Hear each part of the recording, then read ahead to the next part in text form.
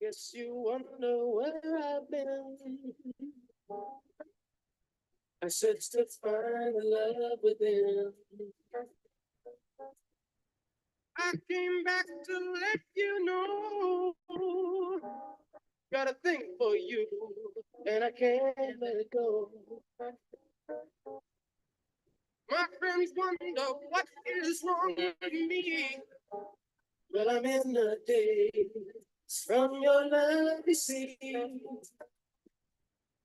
I came back to let you know. Got a thing for you, and I can't let it go.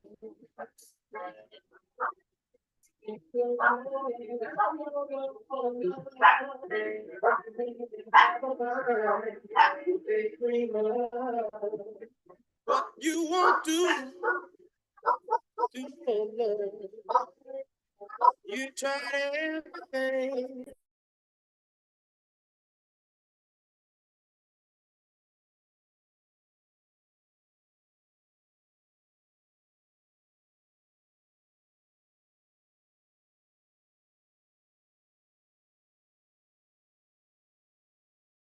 Wrong with me? Well, I'm in the days from your love, you see. I came back to let you know. Got a thing for you, and I can't let it go.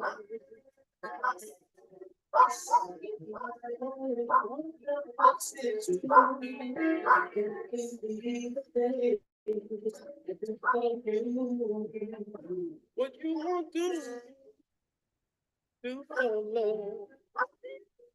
You've tried everything, but you won't give up.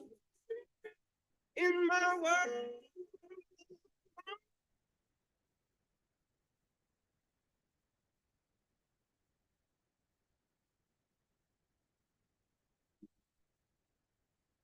good evening, everybody.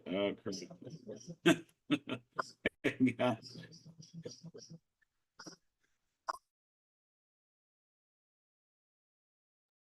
I'll be right back. I'll be right back.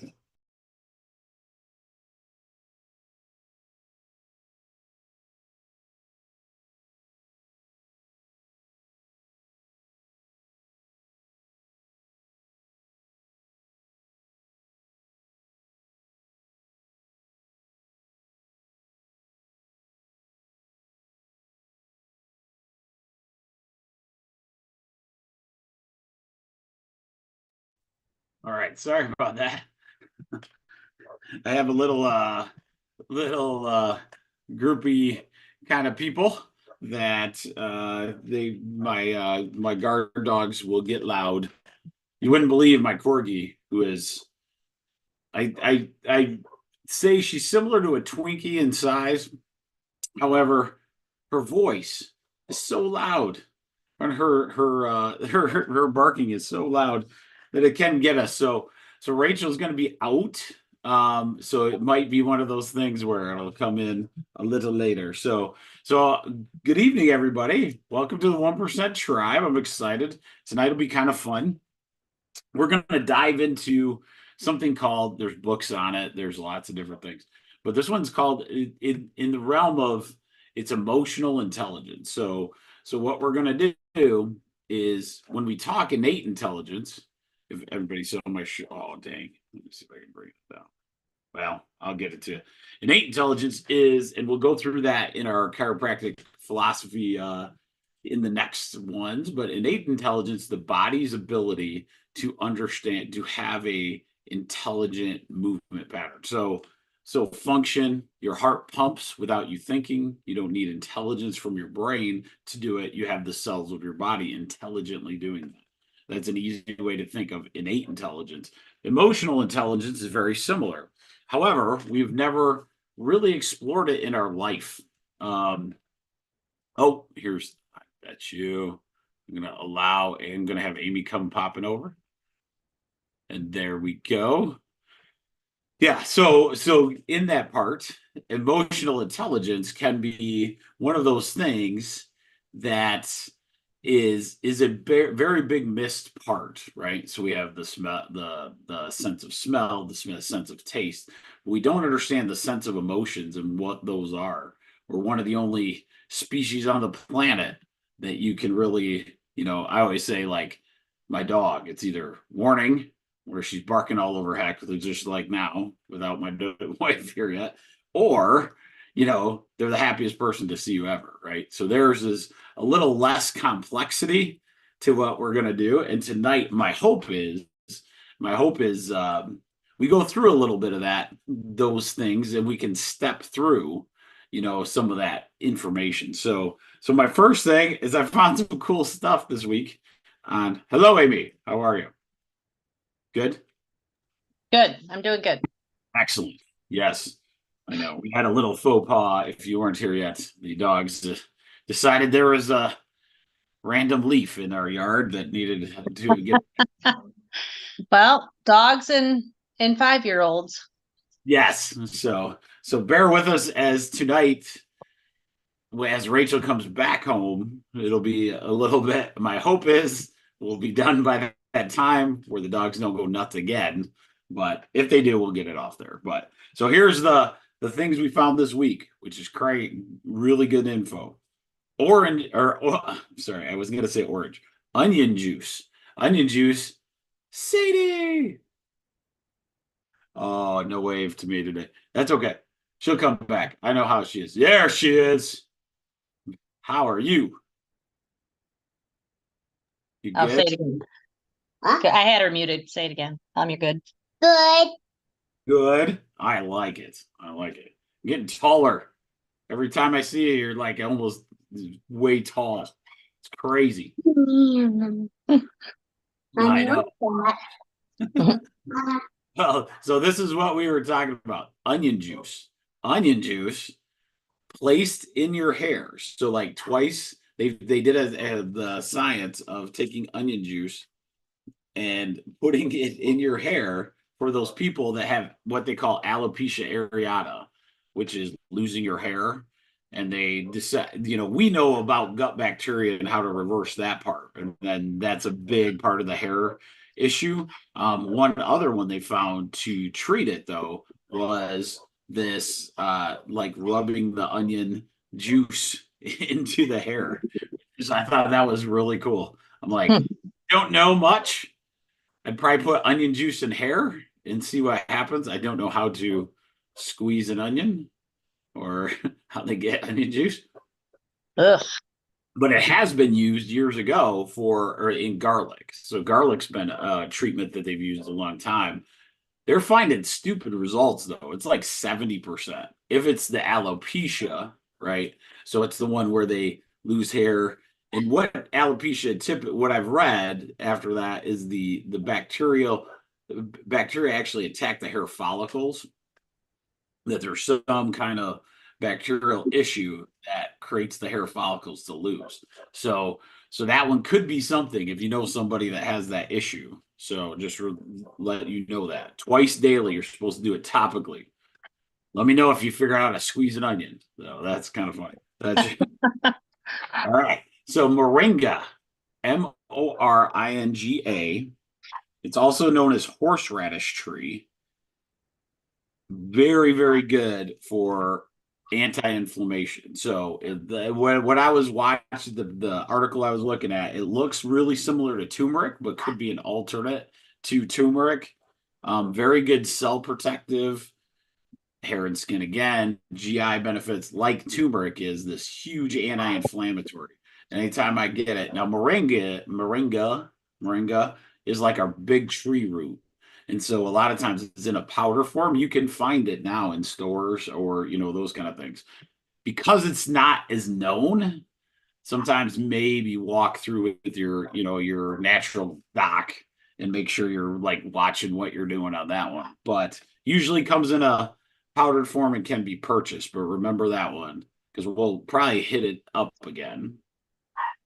Here's one that's interesting. So there's an article that says that, and we've gone over it in a bunch of 1% tribes back in the day, that grip strength is a big indicator of age. So like age, it tells you how you're aging, I guess you would say. So it's a good indicator of like how your body's aging. And it makes sense because it's the furthest nerves away from your body or from your nervous system and those kind of things. And that's what usually as we age, we lose. Feet and hands are like one of the first to go.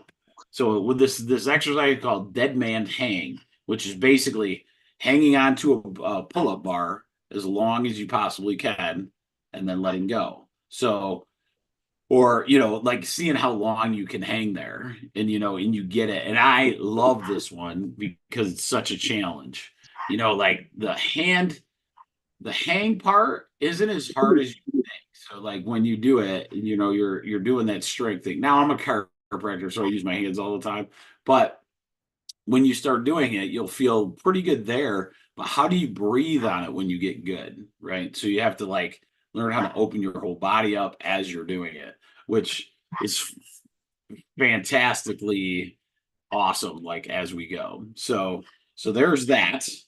And then the last one that I want to do this because I'm going to bring this up because what we're going to go into. Okay. So loneliness is more hazardous than obesity or smoking. And that is a major, major deal. As we go forward, the reason it's a touchy one because no one wants to talk about it, right? But if we can fix that piece of what we're talking about with emotions, a lot of times our health will go in massively different directions. So Amy, you got any questions on any of those? You good? All right, sweet. All right. So let's go into this a little bit. And hopefully I'm doing it a little different tonight. So hopefully we'll get a good one going here. Oh, here we go. No. View slideshow. Okay. All right. So here's one way to think of emotional intelligence. Emotional intelligence is not the emotion itself. Okay. So the emotion itself is a little different, but the emotional intelligence piece is going to be quite interesting. So with that, emotional intelligence has self-awareness, empathy, social awareness, emotional balance, self-reflection, relationship management, empathetic listening, understanding others, emotional resistance, self-control, and conflict resolution. That's what you would say emotional intelligence is. So these are all ways to help you engage in how to handle these. I have a different, more holistic view of this, but this is a good way to think about it. Like, it's not that people have out of control emotions, it's they have out of control systems of figuring out how to balance those. And so a lot of times what happens is all of us have all of the, every emotion we can think of at one time or another. The biggest thing is how good is these different mechanisms, right? And this is where a psychologist or somebody would come in and like go, okay, you need to work on this because you're I'll give you an example. If I got really, really mad all the time, so like where if I'm a very angry person, oh, I gotta move my mic. Okay, there we go. If I'm a very angry person or something, we would go into, let's say, conflict resolution. So that's how a psychologist would look at, like as how they're going to deal with the anger issues, right? So that is one big part of what's going on there. And so as we go, just remember that. So there's systems of each emotion that could help you quite a bit in like in understanding like, okay, because we do a lot in we'll get into that in a minute. We do a lot in diving into that emotion and staying there And what we really need to do is figure out the next system, like that to help you out where we can do that. All right. So before I'm gonna go get my dogs, I apologize. I will be, I will be right back. Let's do this again. They're driving me nuts tonight, which is okay. They don't happen very often, but they don't have their other owner hanging out on a couch. That's the problem. All right.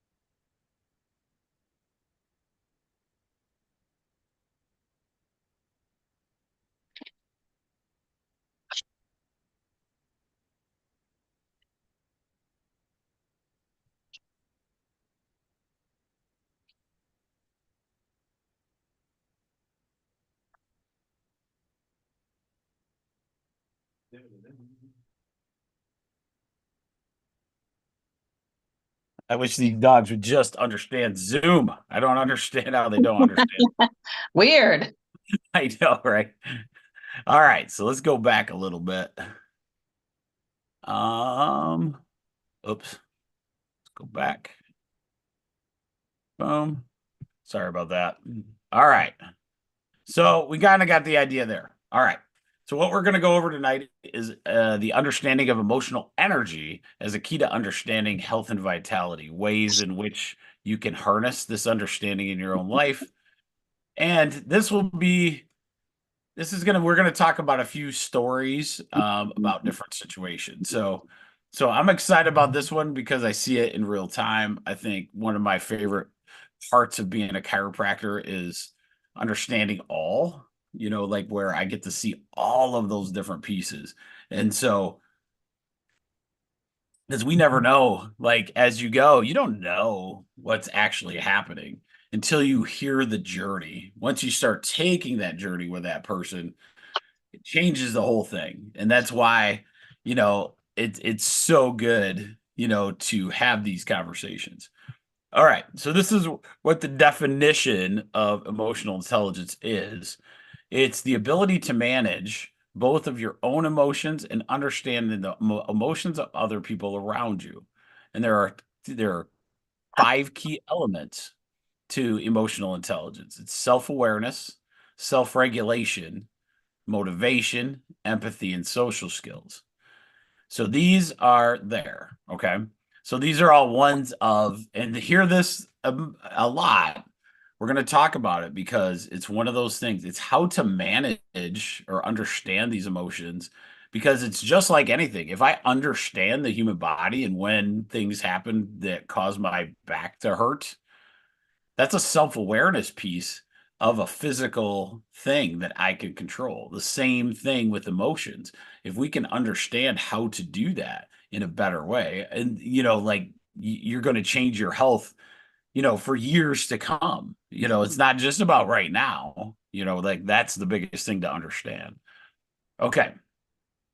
Okay. So here is a very fun, these are just stories, okay, that I remember as being a chiropractor. So Amy's probably heard them 1,000 times.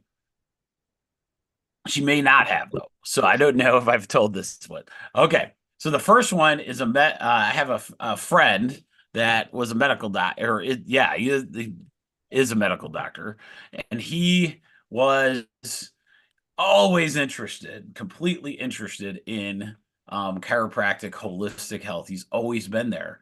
And one day he asked because you get adjusted, and the guy's knowledge is ridiculous. Like it was up there. So I never really thought any of the holistic questions would come around. Well, one day, or he comes in and he starts prodding a little bit. He's like, "Well, what would you do with the guy with like your little holistic thing?" He didn't say it like that, but he said, "What would you do in holistic world for a guy that has like really bad cholesterol?" And of course, I kind of get in the jive. I know I go like 220, 230, what? Like he goes, "No, how about like 295, 285?" I go, "Oh, well, that said person probably wouldn't do what I would suggest because that person has some serious anxiety or they have entrapped themselves so deep in emotion. I don't know if they would believe anything I'm saying. So probably medication." He's like, "Well, what would you do?" And so what ended up happening was I said, "If this person's in this room, I will give them $100 if they can do this." I told them, I said, "Your patient, you go back and tell your patient you're going to meditate for 10 minutes every day for 3 weeks. Hopefully it's more. And hopefully it makes it more than like 3 months, 6 months." And that's what I would start with. I wouldn't start with anything else. I'd let them do the same meds, the same, all that, but start there. So 2 weeks in, this certain MD brings me in the data that it went from 285 to 210 in 2 weeks. Okay. Once we understood the reason, okay, so the reason that the cholesterol was that high wasn't in his case necessarily bad eating, any of that. He's like one of the best healthy people on the planet. It was this locked in stress that was just there. It wasn't family. It was a lot of getting hit with a hammer every day at work, like those kind of things. And so that was one of my favorite stories. Another one, this one is one of my favorites because me and him both kind of looked at each other when this happened. So I had a police officer years ago have sciatic nerve problem. And so this sciatic nerve problem was going down his right leg and all those kind of things. So he starts with chiropractic, never really been before, and it does really well. It got him better. He's feeling a lot better. Well, then about 3 to 4 months later, he comes back and he says it's like the pain never left. It came back like a vengeance. And I'm like, that is strange. What have you been doing? He was like on vacation. He wasn't even doing um, you know, police work. So I say, okay. So there's a special way sometimes, a lot of times I'll check the way physical, emotional, or chemical, like to asking the body basically, like, what is it? What can you give me? And when I asked the body that, his went emotional so fast that I go, and I didn't say anything because it's not a big holistic thing to just throw it out there. I said, "Hey, what's going on? Or are you having everything good in your, like family, everything else?" He's like, "No, not really." That wasn't the reaction. I just remember it so well. He's like, "No, it's not. Absolutely not." I go, "What happened?" He goes, My daughter got hit by her boyfriend and they live way away, and I'm about to go down there and do something to the boyfriend." I'm like, "Well, don't do anything to the boyfriend, but but go down, do what you got to do. But you have to understand that's where your pain's coming from." And as soon as him and I realized that that was the trigger, right? That was the trigger. It was like automatically it never came back. Like he never even had the issue. And the reason is because he understood how to control it. Even at the physical level, he knew if he got that angry, he's going to cause his body some major problems, right? So that was a good one. Um, Oh, what was the daughter's one? See, I wrote this 2 weeks ago and now I can't remember. I had so many. So Oh, I don't know. I don't know if I remember that one. The first two I remember. yeah, I Uh, have one. I'll give you the other. oh, I think I remember that one. Yeah. Was she in her 50s? Yeah. Well, this one we see a lot. So I could probably, even if I can't remember the example, I could probably tell you about it a lot where like in this one, you see a person's health, like, because when we're outside of that world of the stress you're in, you know, it's tough because you can see it, in certain set, you can feel it in your physical body. This daughter that was struggling with taking care of the two families, that happens like every day now. You see it a lot with family things and all those kind of things. Her ability to be overwhelmed in that situation was just getting to a point where it started to take its toll. Like she started getting um chronic fatigue syndromes, all these autoimmune diseases, all those things. A lot of these autoimmunes, I'm telling you, it starts in the emotions in the mind, like in the sense of the beginning, and like where can we release a lot of these things? And that's why we struggle treating them, because we don't know and we don't dig deep enough, right? So that one, anytime you see that, when you have somebody working, taking care of two different families, doing all these different things, and then the stress, and then usually in a chiropractic thing, you get a headache, right? And so we start talking about, okay, there's no choice in taking care of the two families. There's not, I can't be like, well, just stop doing that. That's not good advice, right? The good advice is figuring out what she could add to what she could do on a positive note every single day. That's what we had to do. And then her headaches got better and better and better and better. So I'm probably not thinking of the right one, but it happens pretty much every day, like in there. And one of my favorites was this is the one that Amy doesn't know, probably. I had a kid, and he struggled hard at school. He was a very quiet kid. But when he got around adults, he was hilarious. His parents were great. They had no idea that this was even happening at school, because he was so like, oh yeah, he's getting his grades done, he's getting his homework all done, but he just didn't have this ability to like fit in as well. And the only thing that was showing up for me was the kid. He'd have like old, like that you'd been in a factory for 5 years kind of injuries, right? And he's like 13 or 14 at the time. I'm going, man, he's got it bad. And he's not very physical. He wasn't like, he was in the band. He was, like he did normal kid stuff. So it shouldn't have been like that. So one day we go, and I bring this up because of what can happen. When I adjusted him, and this happens quite a bit sometimes with this type of thing, when I adjusted the vertebrae that kind of linked to his emotions, which for him, it was a lower thoracic area, he started in front of his mom. We both, it was crazy. We were all laughing. And then the next thing, I adjusted him, and he starts bawling. He just absolutely could not stop crying. And mom is shocked. Of course, mom's going, did he hurt you? Did he hurt you? And he goes, absolutely not. He didn't hurt me. I don't know what's happening. And so we sat and we talked a long time on this. It was one of those things that you don't think about, but you got to remember, your spine is a circuit breaker board in your basement. Okay. So three different things can overload that circuit: thoughts, toxins, trauma. Okay. So he was holding in so much because he was so good at it.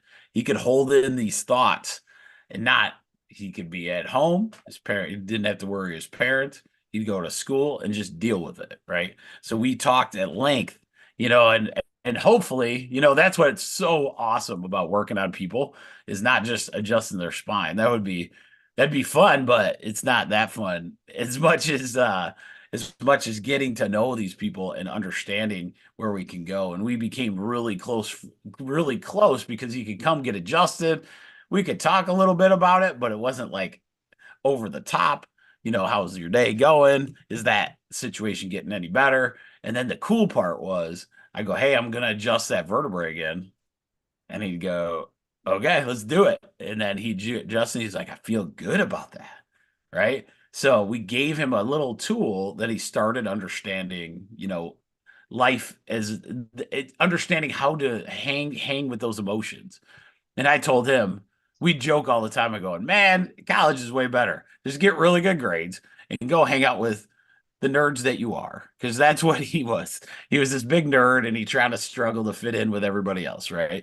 And I'm like, no, you're gonna find those people in those things. So those are some stories that I want you to share with you on like emotions that cause physical things that are real. Okay. It's not that it's in your head. It never has been. These are physical manifestations of things that can happen. And there's ways around it. And if we get good at management, if we get good at like understanding and moving that back and forth and knowing which ones we are, like, or, like that kind of thing. I will go through that a little bit as well. So, all right. So I think that's all the lecturing I have you for to do. Now, I want to go into one of my favorite authors that started me. I would say these three they started me on the journey completely. A guy named Wayne Dyer. I couldn't stop the book. It was insanely good. Louise Hay is where she had the publishing house that did Wayne Dyer's book, and then I found her.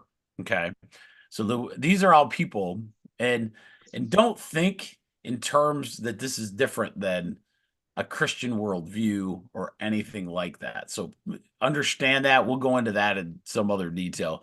Sometimes people think new agey, which is not true.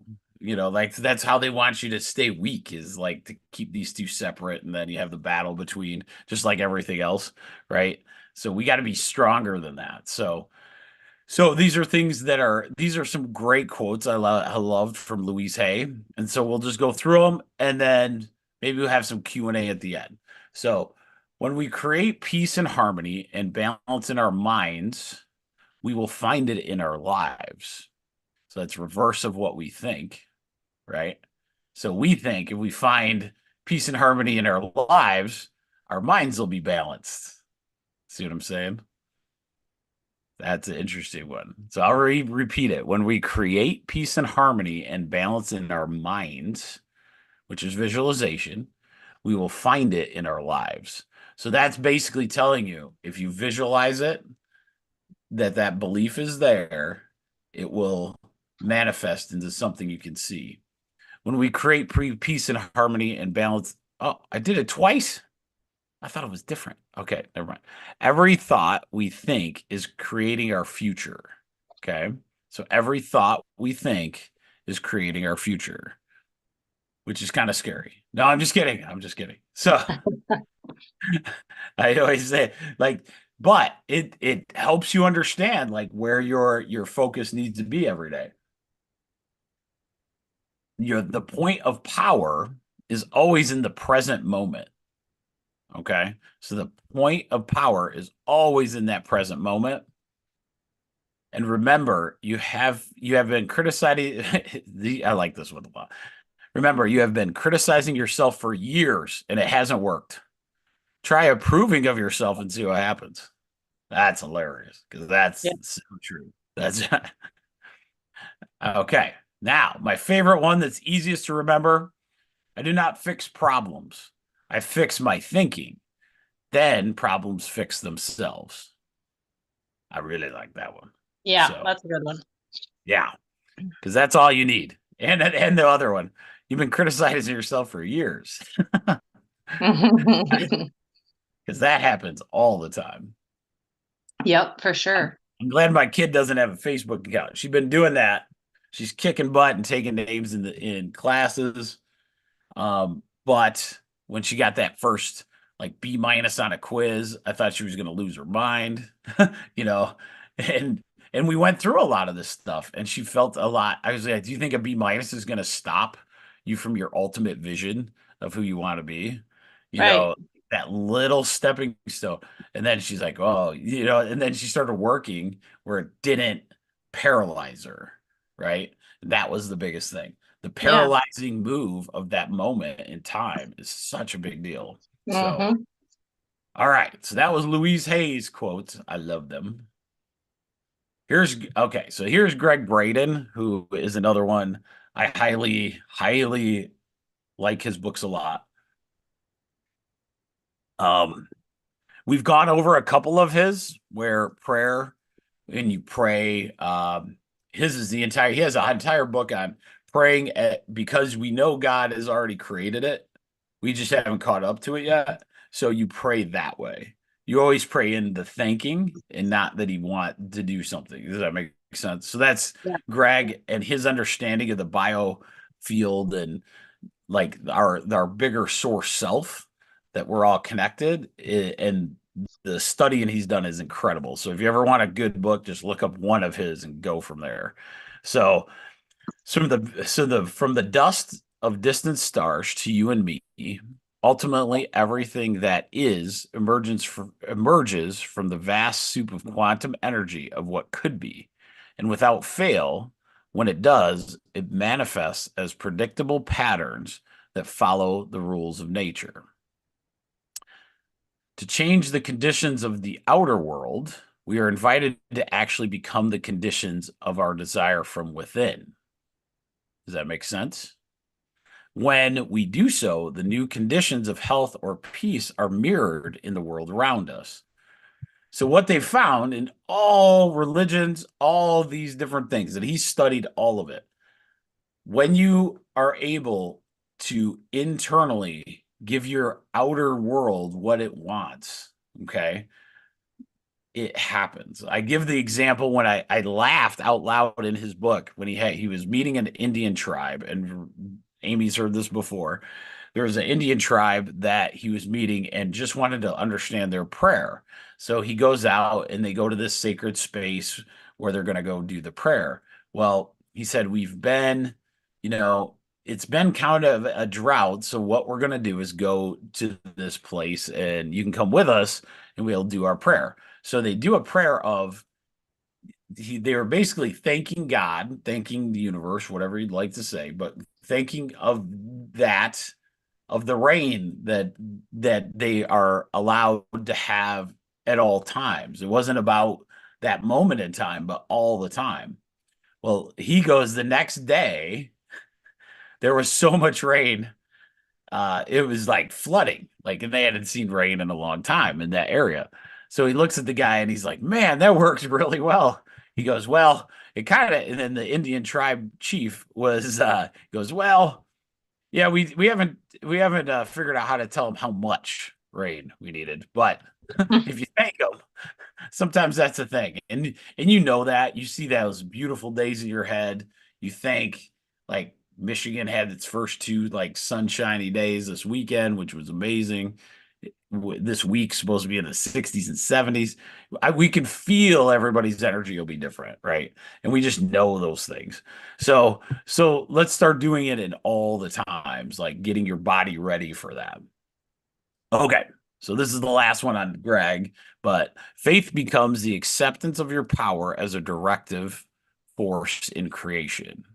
Okay. So you have to have faith in the process, is basically what that says, or the creation won't happen.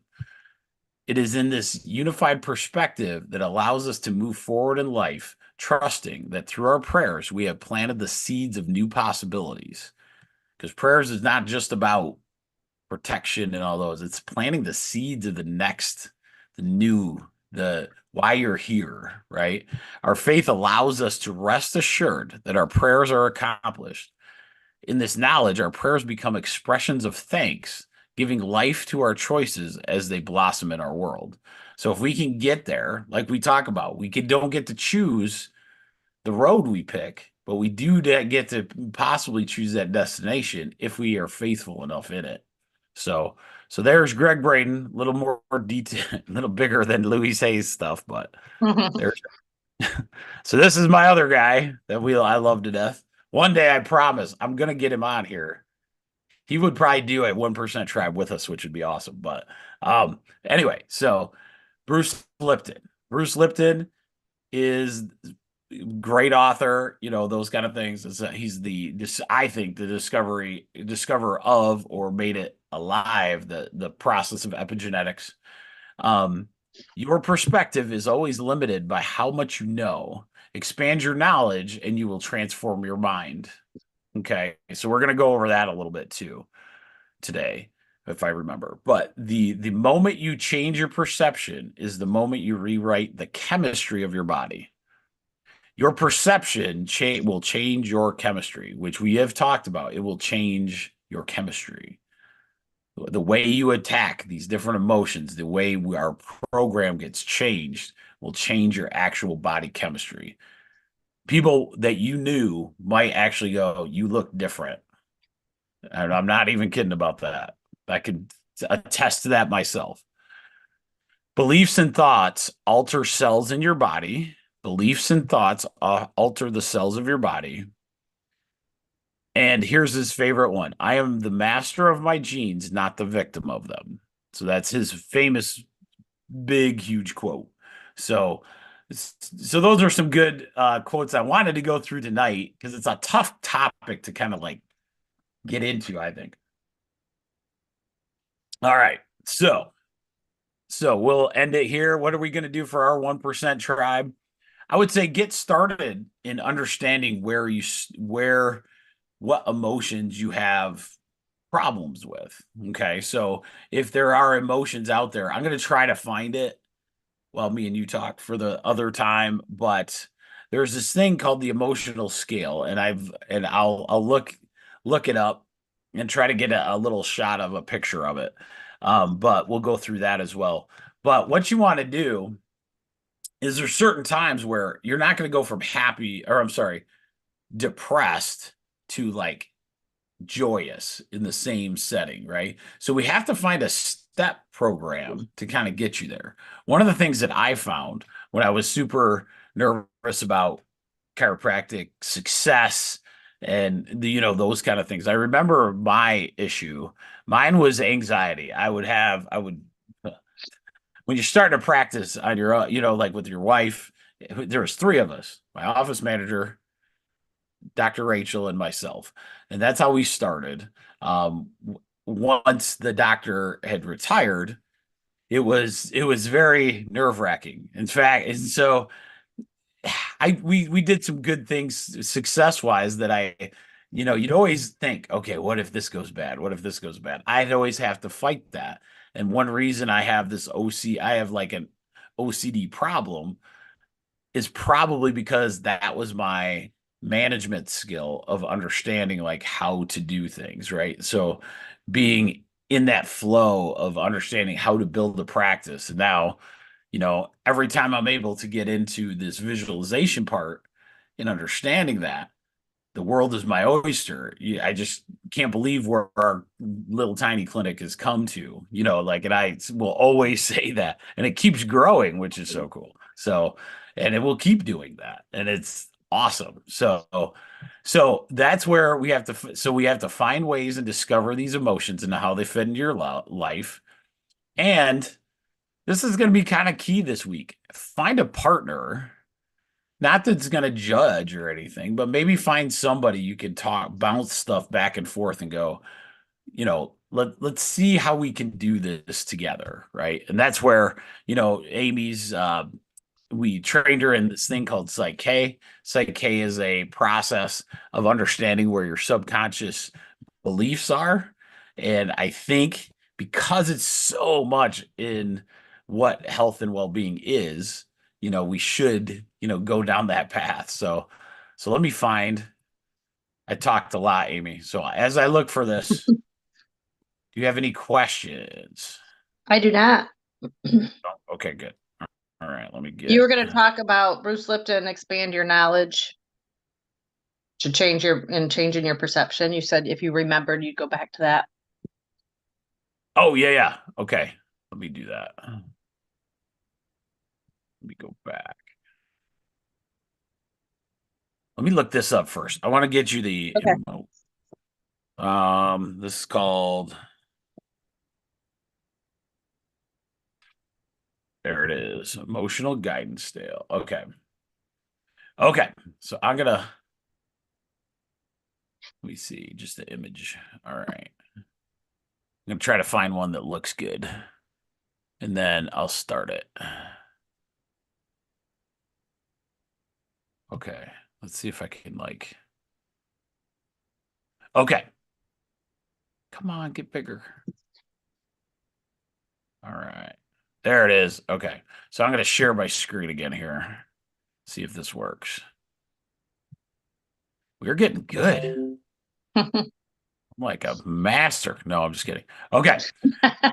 So this is the emotional guidance deal that I really like. There's a author, her name's Esther Hicks. Jerry and Esther Hicks were their name. And they're still doing seminars and all this kind of stuff. This is unbelievably fantastic because this is where your health and your spiritual, you can feel the difference. Okay. So understand, like, when emotions are out of check, we can't have necessarily our health that we actually want. We can do all the things, and we can say that. How many people work out, eat good, all those things, and then they still have crap happen, right? So a lot of times, if we can get a harness of this, it'll be good. It'll be really good. So what I always say is, one of the things I would recommend, if you are at the place, so I hope you can see it on there. If not, I'm sorry. I don't know if I can fix that. But the last one, so there's emotional guidance 1 through 22. Okay. So the last one, feeling, and so there's, you can see the green up top and then the blue. The blue is the last one there is fear, grief, depression, despair, powerlessness. Okay. So I won't read them all, but here's the problem. So what we try to do in our society currently is say, okay, I'm in fear, grief, depression, despair, or powerlessness. Let's get you to contentment. Let's get you all the way. Let's skip 21, 20, 19. Let's skip 8 through 21 and get you to contentment. Okay. That doesn't work, and it's too much. So what happens is, in your brain, if you can go from, you write down what that depression, despair, or powerlessness is, and then you go to the next one. So you say, okay, well, I can't think of a good one.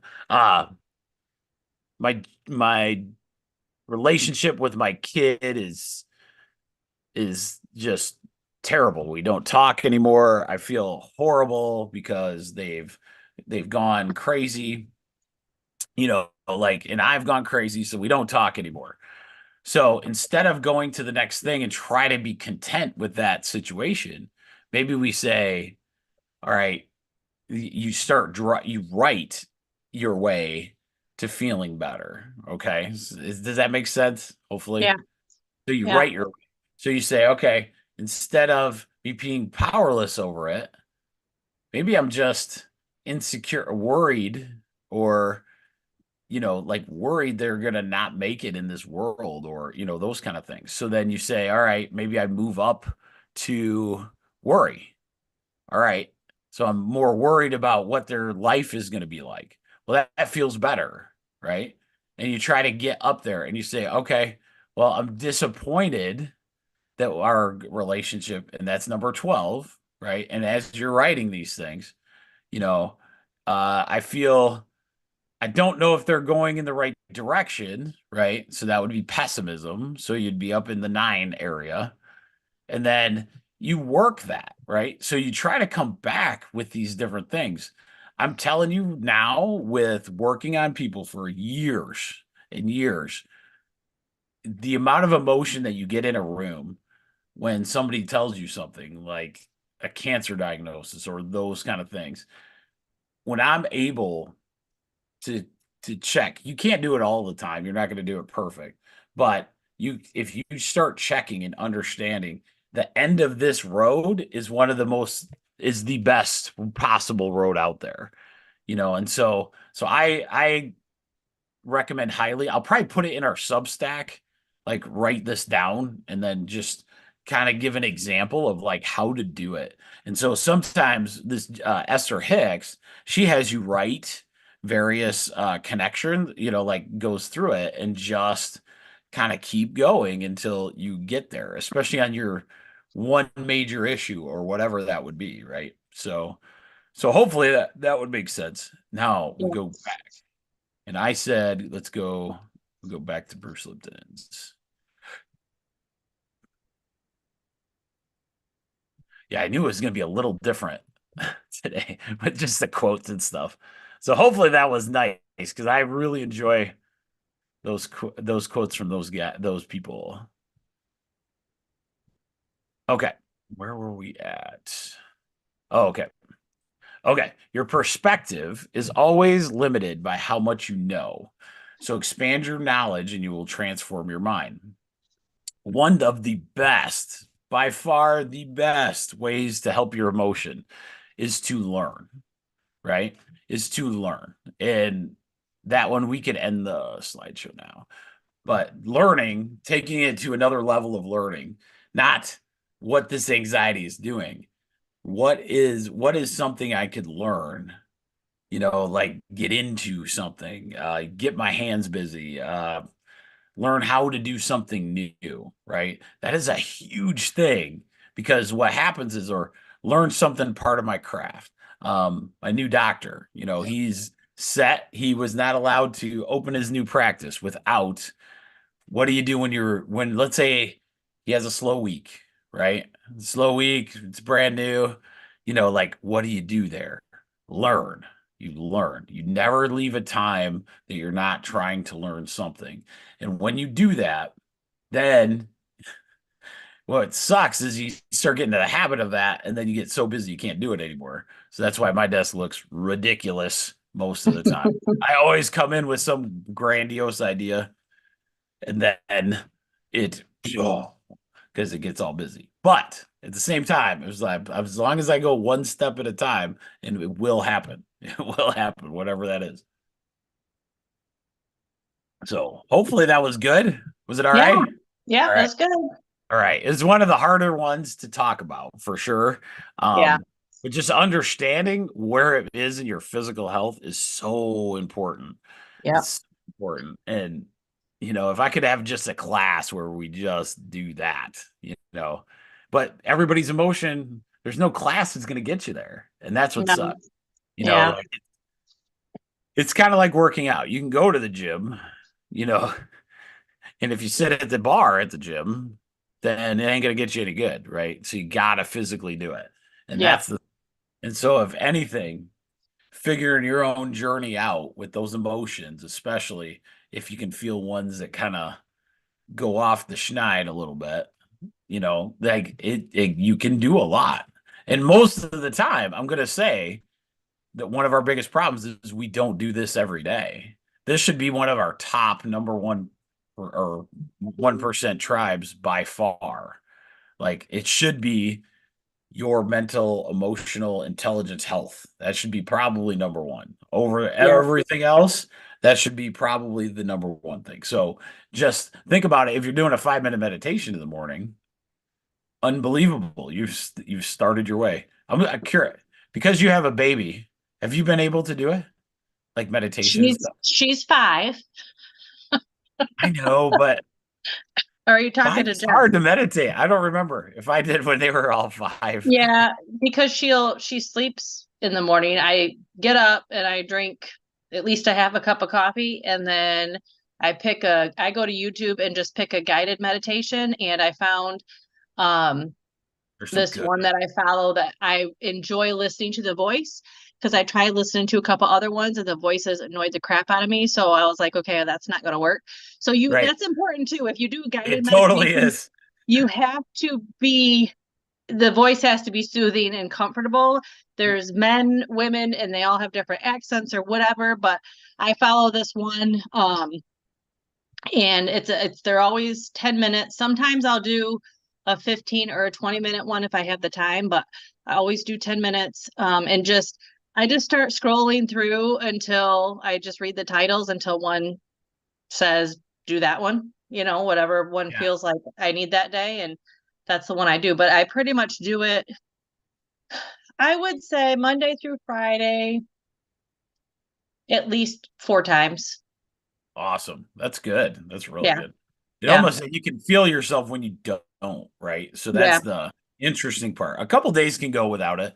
I'm a Yeah. big one in I try, and this is just my way of doing it, but I do visualization in the morning and meditation at night. Now I'm going to switch it, and I love trying to switch it. So you visualize at night and then meditate in the morning. So Yeah. I'm going to try that this week. I try to give myself the 5 to 10 minutes, each time. My problem is the night one because I'm passed out when that occurs, usually. Same. Yeah. But that's part of it, like so if you're a good sleep if you weren't a good sleeper, it'd help a lot too. So Yeah. that is another great habit to get into. Yep. Hopefully it helped out. So I'll open it up to Julie. We'll see if you got any questions tonight, Julie. Go ahead and ask if you're good. Hello, how are you all? Good. Good. Every time you have a topic, I think it's so relevant. A group of us are getting together and listen to the title of this book. It's Joyce Meyer, The Battlefield Okay. of the Mind.